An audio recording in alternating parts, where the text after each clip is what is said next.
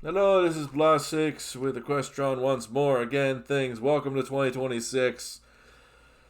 Hopefully, this will be better than the last year. No New Year's video this time, but we got a bit of a carryover from last year because there was a bunch of stuff that couldn't be done. And since this is the year of the horse, figure we should pay our respects to Pony that just turned 15.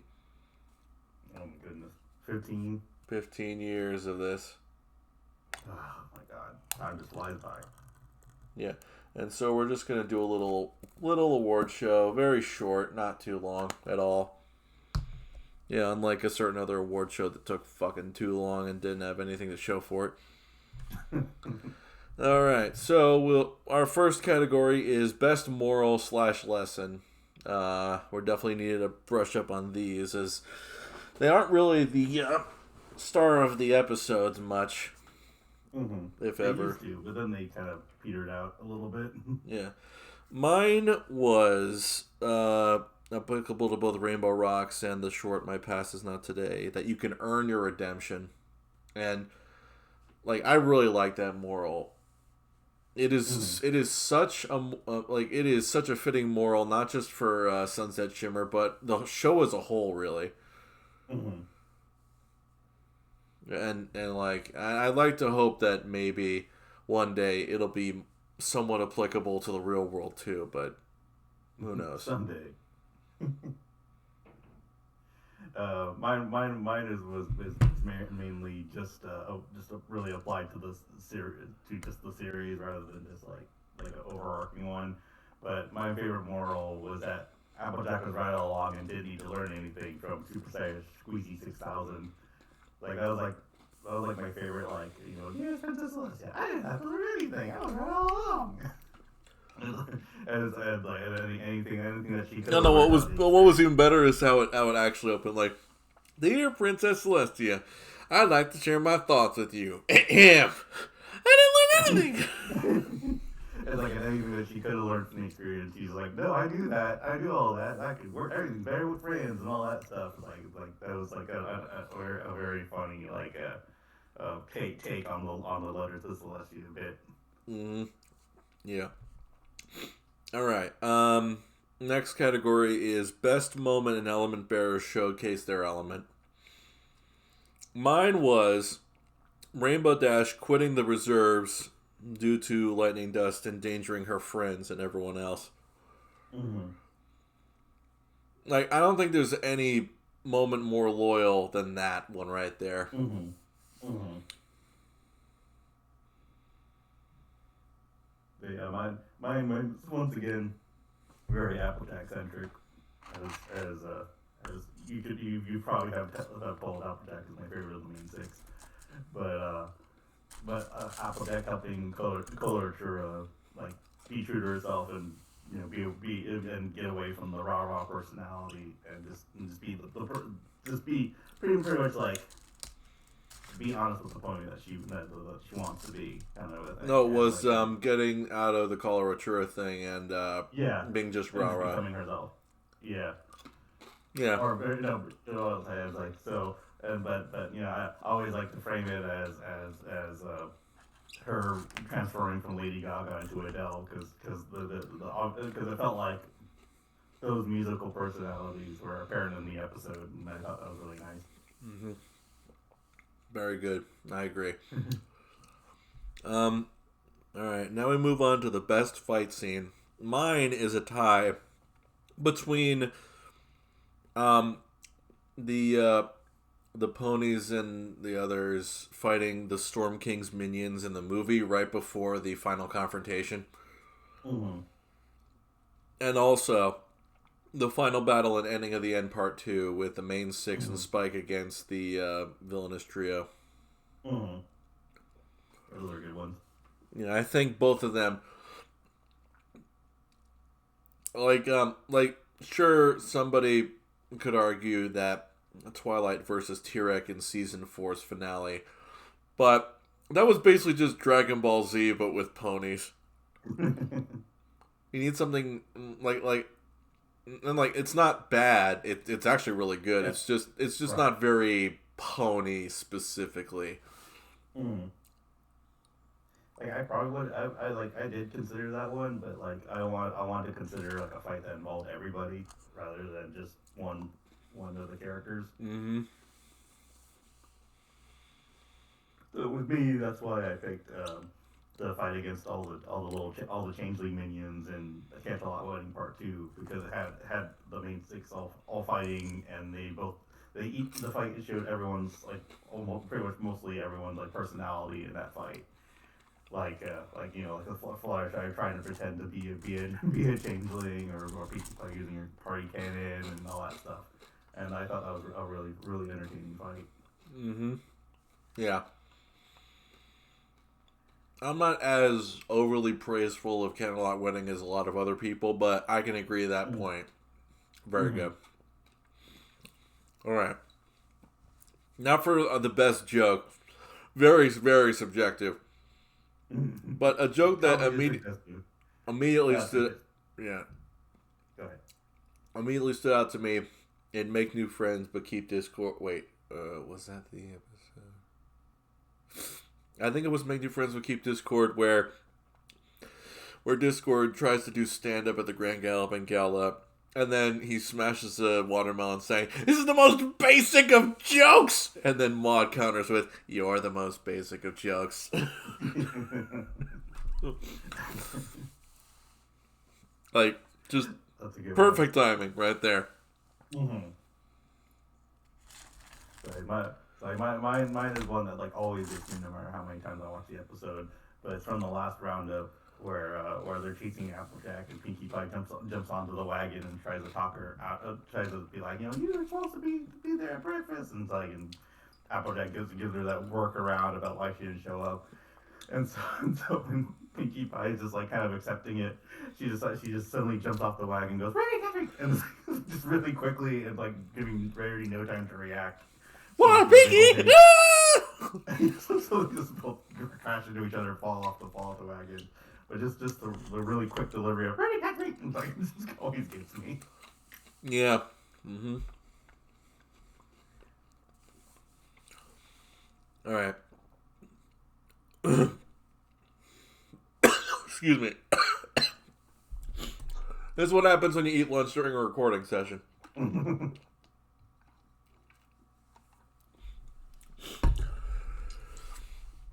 All right. Next category is best song from the main series. Mine is the very final song, "The Magic of Friendship Grows." Like, I think it is an extremely solid song and very symbolic of just everything that has happened up until that point, not to mention seeing how everyone's doing.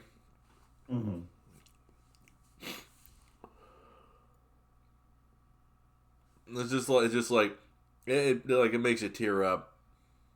Even a guy like me who doesn't cry very often. I think I did once or twice while listening to this. Or watching. Bro, man, cry. Oh, this man, get back in there, dear. I caught it with a chance of meatballs. But yeah, me, it's a tie. I almost included like a song from the movie, but since he said main series, I was like, yeah, I want to be fair and stick with the main series. If we did, it would have been the Time to Be Awesome, obviously. Huh? If we did include movie, it would be Time to Be Awesome, obviously. Yeah, Time to Be Awesome, Open Up Your Eyes. You know, just any of those would have been top tier. But I wanted to be fair and just keep from the main series. This one's actually like a tie for me, where it's Light Up Your Cutie Mark from Crusaders of the Lost Mark, where the Cutie Mark Crusaders are trying to stop Diamond Tiara from ruining the little Pip's like election and all that stuff. And pretty much chasing after her, and they're kind of clashing in styles where Diamond Tiara is all dark, and then the King Crusaders are being like super no, you could be good. I thought it was like a really great dynamic in song approach. Less dramatic, but way super catchy. The second one is Apples to the Core from the Pinkie Pie and Applejack episode.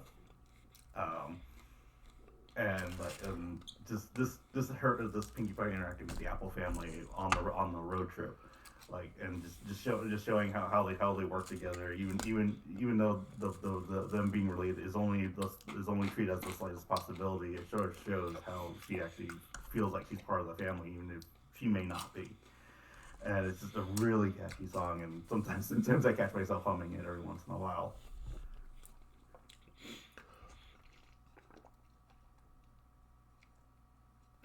I'm reminded of a video of all of everyone's complaints about Pony, and the ambiguity of them being related was one of them.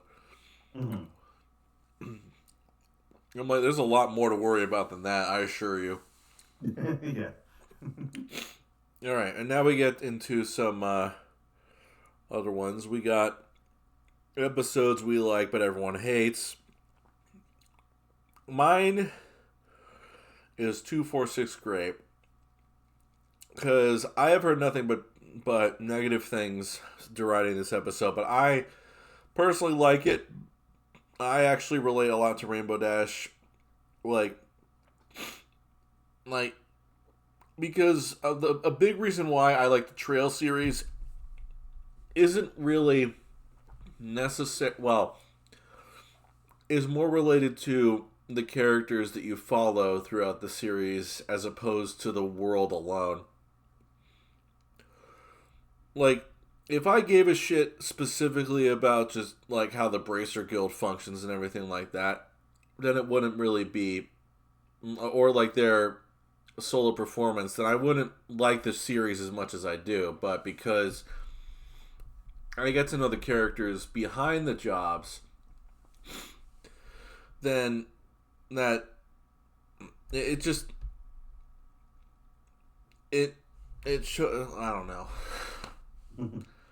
The point is that I understand why Dash only really like got into a mentorship role and everything like that, because she was able to understand all like everything. I got to know the students and everything like that. Mm-hmm.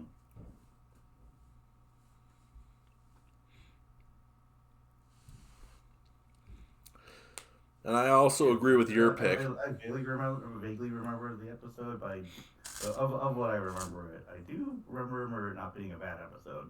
So I was really surprised to see when I saw this on your list. I was like, wait, people hate this one?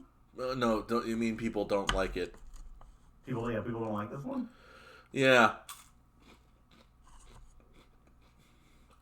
I've not heard anyone else be positive about it. Mm. Yeah, for mine, this one was probably an obvious one for some people. But Fame and Misfortune from, it was season 7, right? Mm-hmm. Yeah, and this was like the episode where they were kind of making fun of like fandoms, like and just they're just like, you know, overreactions to a bunch of things, and people like I know you know there are fans of the episode, but the ones who don't like it almost feel like they take it a little bit personally, being like, it's because being critical doesn't, it's like it means you can make fun of us, you know, that kind of a thing, and so I was like, I mean, in some way, like I can see that, because you know it's obviously about like, you know, the journal being published, and then all of a sudden everyone thinks they know better than the actual ponies that made the journal and all that stuff, and like, but I feel like the episode is more of a commentary like on like all fandoms rather than but because it was, you know, of course it was, you know, My Little Pony, like of course they had to focus on their storylines. Like it almost feels like, you know, obvious things. It's not like we had to deal with like I don't know, angry daring do fans or something about storylines, and and so I took it as more, yeah, like I said, like I took it as more of a commentary on all fandoms and how they could be very like stupid or toxic or something like that.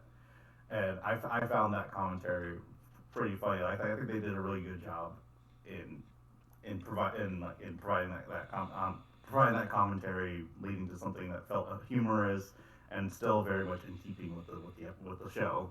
Like it didn't feel too meta, if uh, in my opinion.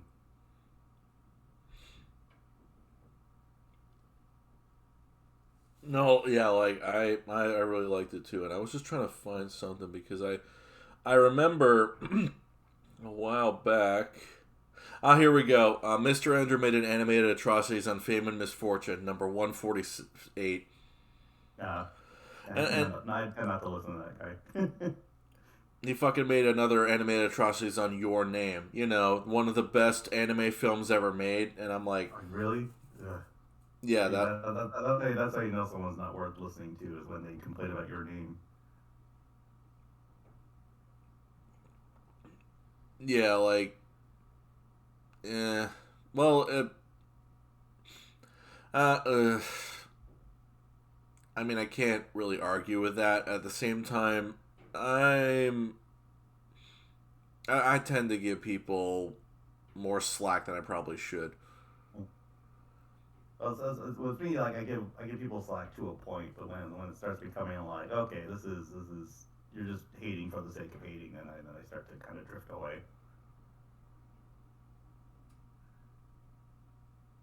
It's like, oh, something's popular and people like it. Well, I better find something wrong with it and hate on it.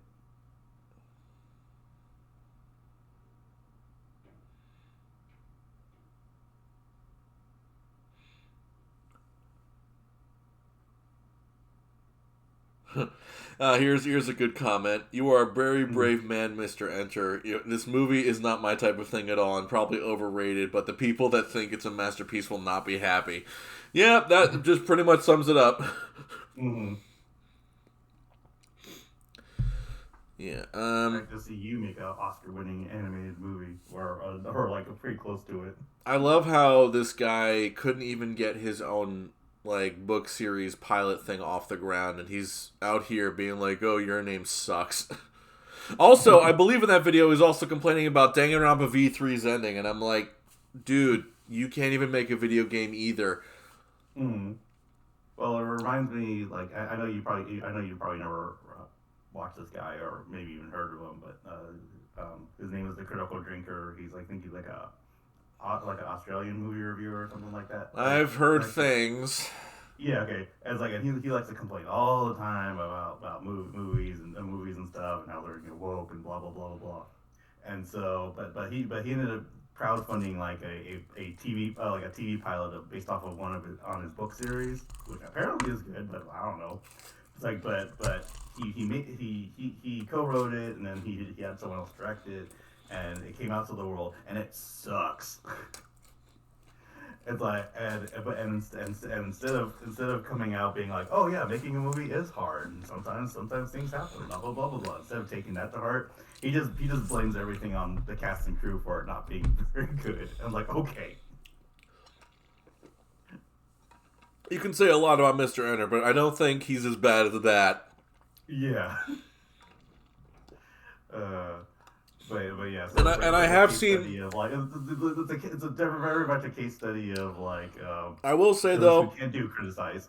within the past like 2 or 3 years, he has definitely done a lot of reflection. I've seen like a bunch of other videos, and I think he's a lot more level-headed and well-spoken now than he was 5 to 7 years ago when all that stuff was happening. But yeah, generally speaking, like Yeah. it is just jarring. But that's not why we're here, of course. Yeah. We're here to Yeah. hate Like, things that everyone no. likes. Yeah, no, it's like enough of that. But it does sort of fit with the themes of famous misfortune, so it's fine. We're still kind of on track. Yeah, and it also fits with the next category: episodes we hate, everyone likes. Yeah, you go first. Mine's obvious: best night ever. I haven't Oh. made it a secret that Mm-hmm. like Mm-hmm. It's mostly just a matter of looking back on it, and I'm just like I've known to love these characters over the past 9 seasons, movies, specials, Equestria Girls, all that, and I'm just like, the more that I know about these characters, the more cringe this episode becomes. Yeah. Yeah, that's basically it. Nothing else needs to be said. Nothing else. Yeah. For me, like, I mean, I totally understand. But for me, not best night ever was my episode.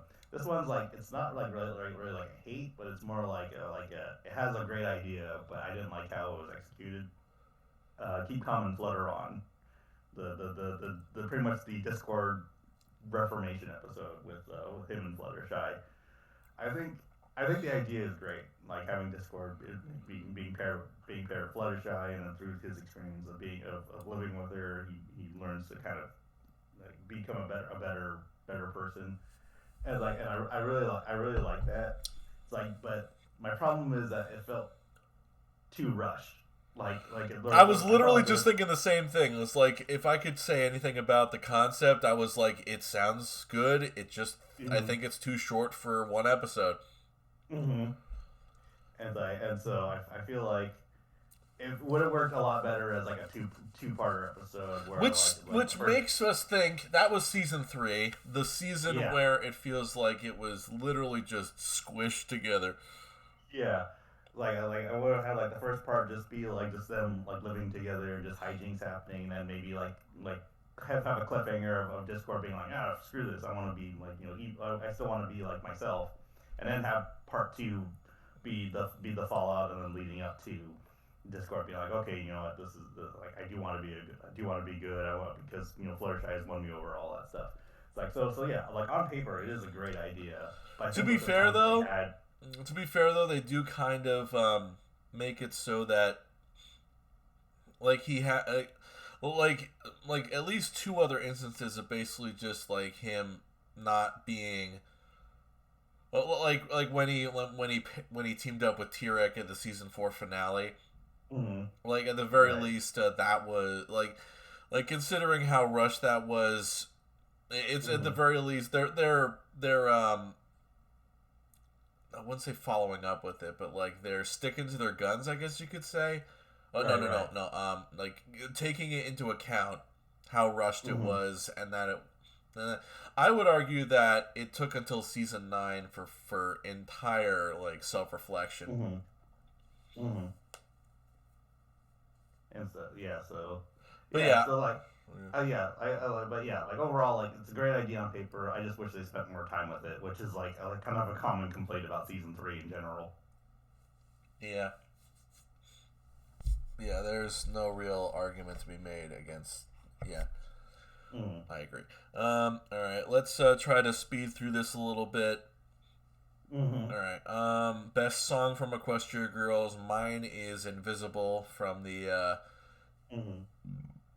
Forgotten Friendship special. Like, there's a bunch of really good songs from Equestria Girls, obviously, but just like as a, I guess still kind of an introvert myself in a way.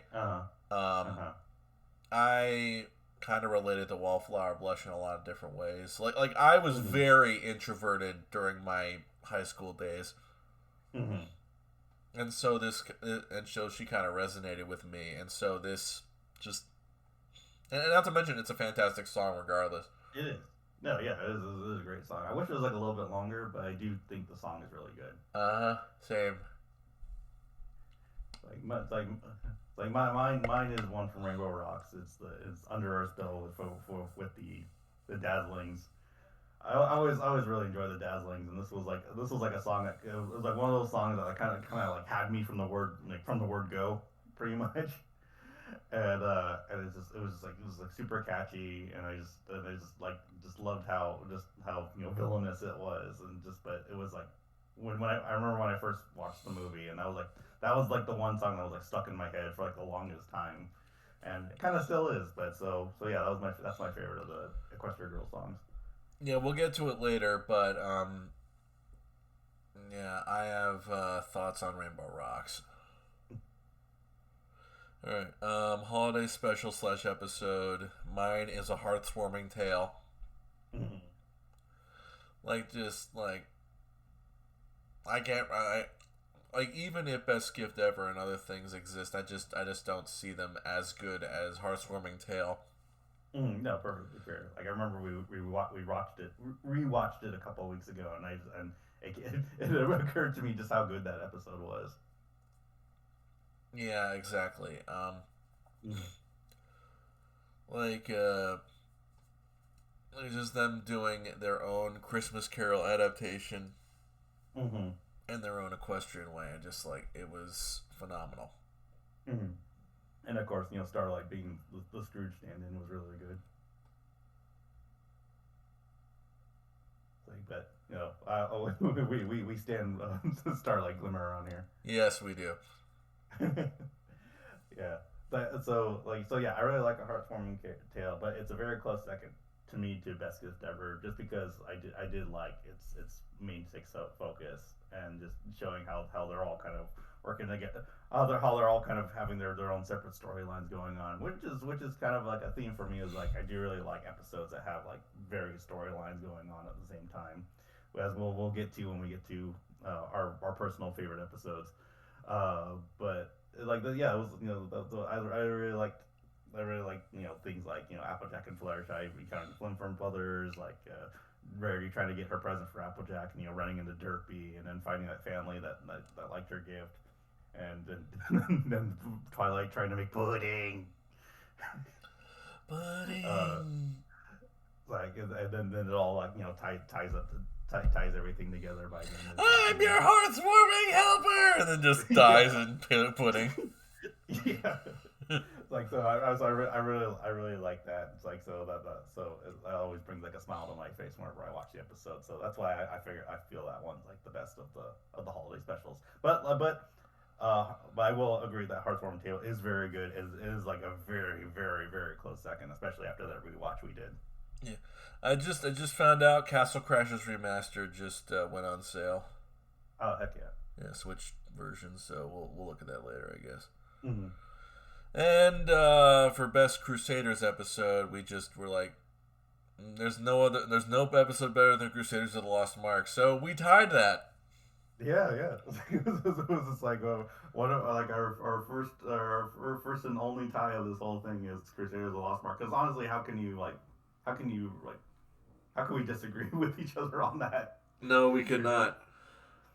Like what I personally like about the episode is that like the ending of it really sneaks up on you. Like you just think it's a regular Cutie Mark Crusaders like adventure, but it does do interesting stuff like Redeemed Diamond Tiara and all that. And like it would have been a really really good episode even if it just ended there. It's like, but then they're like, oh yeah, then also they get their cutie marks because they found their purpose. Like, oh my god, Yeah. It really like kind of sneaks up on you and it hits you right in the feels. Oh yeah, and one more point about this episode. Before with the Lady of the Cutie Marks, I'm very impressed at how coordinated they are. That they could literally run backwards. Yeah, run backwards and sing on key and do a really good job at it. I just like I'm surprised they didn't get their cutie marks and running backwards and singing. Yeah, I'm just like, yeah. There's not really much else you can really say about it except like, yeah. All right. Now we have best season premiere. Mm-hmm. Mine's the season 7 one with both Celestial Advice and All Bottled Up because people tend to forget that those two premiered one after another. Mm-hmm. Like on the one end is Celestial Advice where Twilight is struggling to figure out where she wants to send Starlight after she essentially is graduated and saved Equestria herself along with her posse, and then All Bottled Up is a cute little story about Starlight being sick of Trixie's shit, and then just and then meanwhile the main six is doing an escape room. Mm-hmm. Yeah, absolutely solid. All right, you talk about yours. I'll be right back. Yeah, like for me, like I always struggle, not really struggle, but I always find the season premieres of the show to be like good, but not like oh my god that was such a great season premiere. But I feel like in my opinion that a Return of Harmony, the Discord two-parter episode that introduces them is like the best of the season premieres because it felt like it's like oh we're introducing a new threat or it's like and here's a new thing to overcome. It almost feels like almost felt like a better version of the season one premiere for the show. Because thinking about season premieres, I almost thought about the T-Rex episodes. Like, oh wait a minute, that was the season four finale, or there was this episode. Oh wait, that was an episode that took place halfway through the season. It's like so I do think I do feel like when it comes to season premieres, A Return of Harmony is my favorite of the ones that were aired. Of course, that implies that there are ones that weren't aired, but yeah, but there haven't been there were no unaired episodes. Sorry, I'll still be a minute. You go on to season finale for you. Oh yeah, best season finale. Um, there's a part of me that almost said the series finale, but I do have like some like little like little bits things about it that I was like I don't know about that, but like still an overall great finale. But in terms of just a standard season finale from 1 to 8, from seasons 1 to 8 finales, I still think A Cantrell Wedding is my favorite, just because it's I don't know, like I think coming off of something like Best Night Ever, which ended the series the season on a kind of kind of fine note. It's like where like everything's fine, life goes on, we all had a good time, blah blah blah, like very like low stakes, high comedy like finale. It's like, well, this one they're like, okay, well, we know we're gonna actually have a series, so let's introduce something more serious. So like season two, season two is one of my favorite seasons because it started with a threat and then ended with a threat with Discord at the start and Queen Chrysalis at the end, and then I really like the finale like starting off like oh like this is happy blah blah blah. I was like oh Kane's is kind of weird but whatever, and then it becomes like oh no now it's a whole threat to Equestron and everyone's gonna like be turned into like pod people like and you got changelings running around. It's like a very unexpected turn that I really enjoyed. Yeah, like, there's a lot of ones that I like less than most people, and that would be A Candlelight Wedding, and like, there's a thing that I like to. There's a thing that I just recently figured out about myself when it comes to anime, and I think it's also applicable here too. There are very high quality things that are all near masterpieces in most categories. But for me, what separates the 9s from the 10s is if it resonates with me strongly enough. Okay, yeah. And so A Candlelight Wedding, it's like peak shit, obviously, but it doesn't resonate with me strong enough for me to consider it a 10. Okay. Yeah, and when I'm thinking about it regarding that in terms of anime and now applicable here, I think it's very apt. Mm-hmm. Yeah, totally makes sense. Alright. Of course, I'm cheating for the season finale because my favorite season has my favorite finale in Ending of the End, Part 1 and Part 2, and The Last Problem. Yes, that's 3 episodes. To be fair, they all premiered on the same day, so... That is very true. Yeah, just series finale, T-Rex, Cozy Glow, and Chrysalis all team up. Discord's powerless and can't poof their problems away anymore. And they all have to work together. And then they realize, oh, well, the school has been actually doing a pretty good job of uniting Equestria alongside our previous adventures. Like, oh, that's pretty good. Mm-hmm. Yeah, and then Yeah, basically they have just their own Twilight endgame fucking portal scene. yeah, Twilight harnesses the power and uses uh, her own version of a spirit bomb to kick their asses. Mm-hmm. Rainbow spirit bomb to just like destroy them. Yeah. And then they all get turned to stone, which is great. And then last problem, obviously tearjerker in the highest regard. Mm-hmm. And then like a really well done version of a time skip episode. yeah, and then the thing is that there's also like if you want to count it, there's also the clip show episodes that all have new original content that all lead up to the day flashback from Last Problem. Okay. Which, in theory, you should probably watch in tandem with it all. Like at some point, someone's gonna make a big cut of like the true finale of it being like all the new clips from the clip show and the Last Problem chronologically spliced together, which would be great. But yeah, like yeah, just overall, probably one of the best series finales I've ever seen. Watching and Dreaming from Owl House is probably still my favorite, though. Alright. Best Equestria Girls movie. Mine is not Rainbow Rocks, is not Friendship Games, and is not Legend of Everfree. My favorite is the original Equestria Girls, and aside from me just thinking it's better than all the other ones,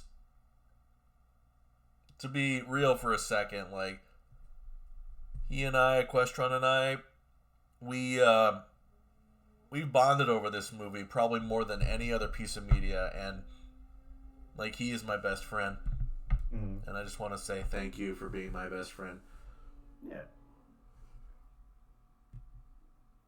And thank you for dealing with my quirks. No, if anything, you should be thanking me for dealing with your car. Oh yeah, that too. Thank you for dealing with my car that no longer exists and is now replaced by a nicer car. Yeah, we yeah, and like I just yeah, like aside from that, from a special connection with friends, just like I like most of the songs more on average than the songs on average on the other ones, especially Legend of Everfree. I don't know what the hell they were thinking with most of those.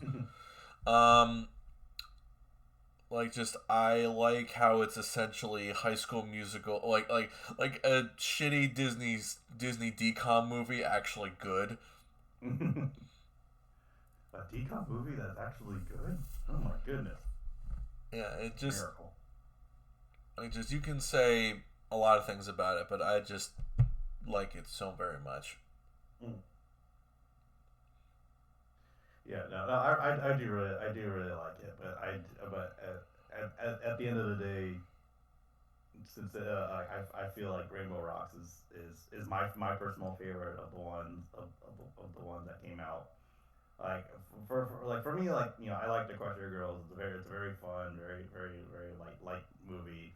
Like, but Rainbow Rocks was the one that convinced me that this could be like a long running series, and because I was just like, oh, they're actually doing something with Sunset Shimmer, and like, oh, and here come the Dazzlings, and here comes all this stuff. And like, I think that to me, it felt to me like a big jump in quality in both like storytelling and characters and all that, and like it proved that like the series can last without like canon Twilight and just move on with another version, and so not to say that both Twilights being in the same room is bad. Arguably, it should have happened more often and earlier. Yeah, that was like one of the missed opportunities of Equestria Girls, was allowing us to spend time with both Twilights together in the Equestria Girls world, and of course, you know, the obvious elephant in the room of showing what happened to Equestria Girls version of Sunset Shimmer, because they kept saying it's like, oh yeah, she's out there, but you never really see her. didn't see her because the show was canceled before they actually did it. I would argue that that's what they should have done instead of Gen 5, but that's just me. Yeah, it's but Rainbow Rocks, it was like to me, as much as I enjoyed like the first movie, this one really snuck up on me and being like, oh, this can actually be fantastic. And like honestly, I feel like Equestron Girls as a whole is a fantastic side series. But this was like the turning point for me, and it being me recognizing that it can be great. Yeah. I guess my big problem with Rainbow Rocks is I just didn't like the infighting really and especially near the end, right before the finale. Right. They were just arguing, and that just made me sad. Yeah. Sad Equestron Girls.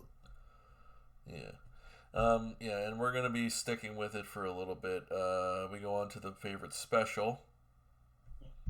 Mine is Forgotten Friendship, but honorable mentions go to Spring Breakdown and Sunset's Backstage Pass. Mm. I think it's because, like, the reason, yeah, Spring Breakdown's not here because the first half exists, and Sunset's Backstage Pass is not on here because I think, like, the Groundhog Day thing is a little bit repetitive. Mm-hmm. But yeah, I think Forgotten Friendship is very solid. It gives Equestria Girls Trixie some focus and attention, and and it also brings Sunset back and like gives her back business to go back to Equestria, and then like just like the whole like just. The scene with them all going to the restricted section of the library is just like it's like Twilight just like hyperventilating, and it's just so great. Please don't take this away from me. That was a really good one. Yeah. And then of course Wallflower Blush being a very good unintentional villain. Mm-hmm. Like mine is like this one's probably fairly obvious to a lot of people. My favorite special is Roller Coaster of Friendship, purely for one reason, and that's Rare Jack. And I was like so happy to find out that the creators were like, yo, yeah, this was intentional. We weren't being obtuse or something like that, or we weren't like it wasn't an unintentional choice, but they're like internally the two were actually like a thing that they were rooting for, and so because I think like of the main six, I think the ones with I think Applejack and Ray always had the best dynamic in terms of both Equestria Girls and regular My Little Pony. It's too bad that the villain sucks though. Yeah, it's too bad. Like my only like real problem with Roller Coaster Friendship is that the villain sucks, but the villain is so like far away from the main narrative, and what that I don't really care all that much. I will say though that like the three things that I really liked about it was Saitwai and Sunset obsessed with getting the parrot and beating Flim and Flam at their carnival game. Rainbow Dash actually being afraid of roller coasters, and then the joke that they were all just stuck in a fucking white space room in the park. And it's like, oh, you didn't know that? Yeah, like because I remember we always expect to be trapped in magical dimensions after the mirror. Yeah, like it's pretty much just a play on the one in Mirror Magic, but they actually were trapped in some sort of void dimension and stuff like that. And then this one, they're like, oh no, they're just trapped in a really bright white room this whole time. I did like the little change in animation in the background where once it was revealed that they were in a room, you could see like the outlines of the walls behind them. Like oh, you never noticed that the whole time? Yeah, I thought that was really great. Yeah. I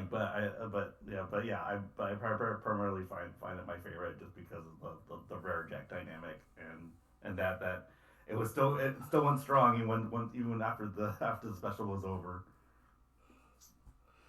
especially when we went clamping together. All right. All right, now we move on to favorite short. Mine is, well, both of these are just songs, so mine is Friendship Through the Ages because it's just like interesting to see which era of music and genre of music each character represents. Mm-hmm. Like Rainbow Dash is 80s rock, Pinky is poppy 90s stuff, Applejack is country, of course. Mm-hmm. Rarity, surprisingly, was like 70s hippie music.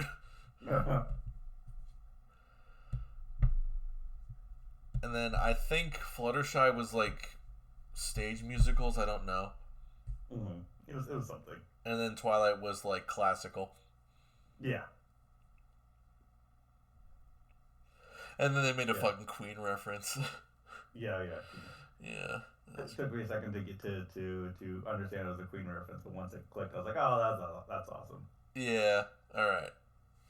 Yeah, but mine is Shake Things Up, which is just Applejack just making shakes at the mall, and like I was like that like you said, it's a song one, but it's like such a bop. It's like the minute the chorus played, I was like, okay, this has me.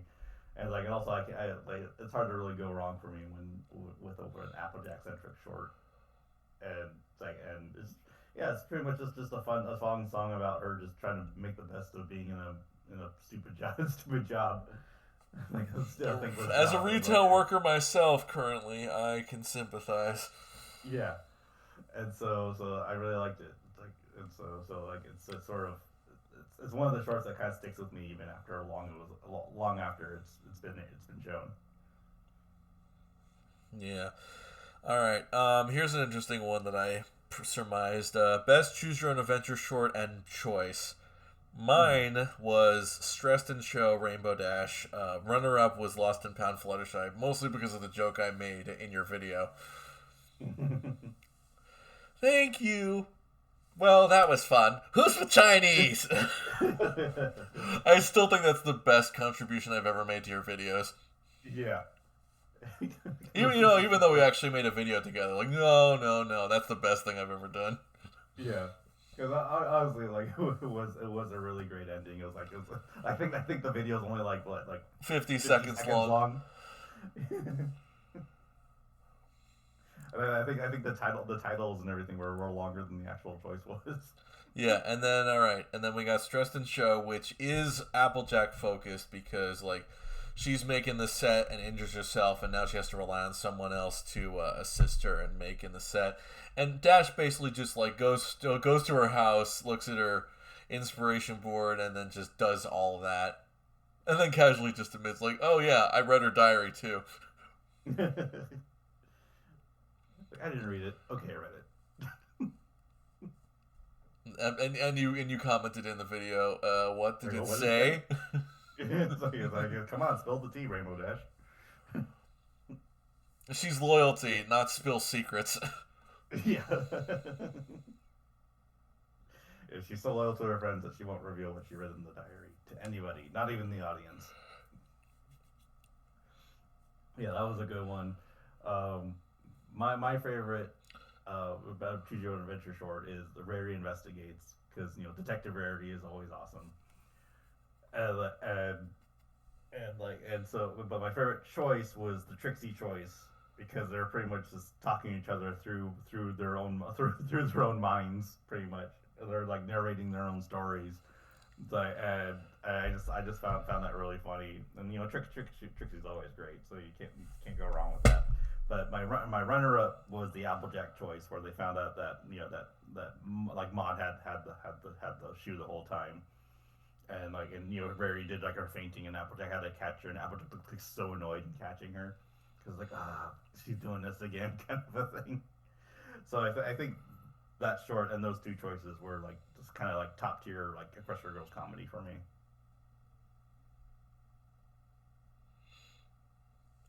Yeah. All right, hold on.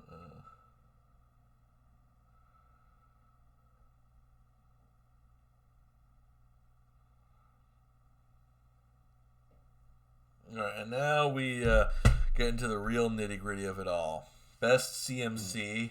Mine is Scootaloo. Mm. Mine is Apple Bloom. Yeah. Fairly self-explanatory on both accounts, I'd say. Yeah. Can't really go wrong with any of them. But like if you say which one's my favorite, I would obviously pick Apple Bloom. Poor Sweetie Belle. No one. Or Sweetie Belle. Yeah. And then best of the main 6. Mine is Rainbow Dash. And mine is Applejack. Yay! That's fairly quick. Okay. Here's an interesting one. Best pony overall. Mine is also Rainbow Dash. And mine is Derpy Hooves. Gee, I wonder why. I was like, oh, just reasons. Yeah, like I don't think we really need to explain it. If you've known us, yeah, you've been on the internet long enough. I made a whole video about Derpy Hooves that I made for Valentine's Day that one time. I should probably do one for Dash one of these days, but maybe another time. I don't know. All right, and then best episode. Mine is The Perfect Pair from season 7. Just like there is, in my opinion, no problem with this episode. It answers questions related to Applejack, Big Mac, and Apple Bloom's parents, and it has a pretty damn good guest star. It's just like it has like it all. Great character moments, world building, and just like overall just like a good vibe to it on the whole. And this one definitely resonates with me a lot. Yeah. Well, not because like my parents are dead, even though my dad makes me yeah, but I guess you could say that I empathize, as I also have a broken home. It's one of those episodes that like is like it's like really really good, but it's like one of those like when you think about it, like it's really sad. Just because it has like super charming and happy moments, but then like you have to think to yourself like, oh wait, these two are dead. it's just like, oh my god, this is so far. Oh my god, that's what like the waterworks come even during like happy scenes. And then Applejack decided to dress up as a bat and fight crime. Yeah, I am Batman. Yeah, well, she doesn't like bats, so that works. So, like since she hates bats, her becoming Batmare it fits well. I use my dislike of bats and peer into the hearts of criminals. Yeah, like imagine if like Batman had like a comic issue that was just like about like Thomas and Martha Wayne getting together, and it's the perfect pair. Yeah, honorable mention for episode I dislike everyone else likes is Mare-Duel. Oh yeah, I don't like that one. Like the like just like the whole logistics of that thing. It's like one of those twisty pretzels, except someone twisted it too much. Yeah, too many twists. But anyway, for me, my favorite episode is Slice of Life, which is like because like my favorite my favorite Simpsons episode is 22 Tales of Springfield, which shows like the everyday lives of Springfield and showing that their own crazy adventures. And so Slice of Life is pretty much like that episode, but with My Little Pony characters, and it's like so much fun. It's like, it pretty much does what it sets out to do, is showing you the daily lives of other citizens, and just showing like, oh, their lives can be just as crazy as the main 6, and like the main 6 like barely factor into the episode because they're just off fighting like a bugbear and all that. Like whatever lessons they're learning from that, like no one cares. Like the main storylines is everyone else's things going on, and it's pretty much kind of like paying or showing love to the fan base that all these years, like just encompassed in one episode, and it's like, and I think they really did a good job balancing it. And of course, it's a derpy episode. It's like any episode that focuses on derpy, and there's really only this one, like is automatically like shoots up in my list of best episodes. Yeah, like I can't really argue with that either. It's like Mm-hmm. Vinyl and Octavia working like together and living together as well. Mm-hmm. Yeah, of course it's not quite as close to fanon as you'd expect, but Mm-hmm. yeah, they want they like it's like it's I don't know how to put it. Yeah, I don't know how to put it. I don't remember. Like, uh, yeah, I don't remember. Whatever. Oh wait, no, Mm-hmm. I know what it is. It's like the FNAF movies in a way, Mm-hmm. where where it's like the games already have a self-established lore and everything like that, and the movies are kind of their own thing. Mm-hmm. So in essence, it's like slice of life, like fandom, uh, consensus, and slice of life are their own different things. Mm-hmm. It leads to similar conclusions, but not exactly the same. Right, right. Yeah. And that is it for the awards. Thank you, Milo Pony, for bringing all of us together. I'd like to thank the Academy for making for coming up with this award show. Yeah, I'd like and to it thank be the and this runners. being a third of the length of the Game Awards, with Yeah. I'm just like, what the hell, like if they literally got rid of like a third of the awards and got rid of a lot of the superfluous stuff, it would literally be 2 hours instead of 3 or 4. Mm-hmm. I don't really understand why it's so long. But anyway, I That's guess out here over there. yeah. Well, that'll be it for that. Mm-hmm. Not sure what the next video will be. We'll see. I don't know. I'll figure it out. Anyway, that's it for now. Signing off. Goodbye. Bye.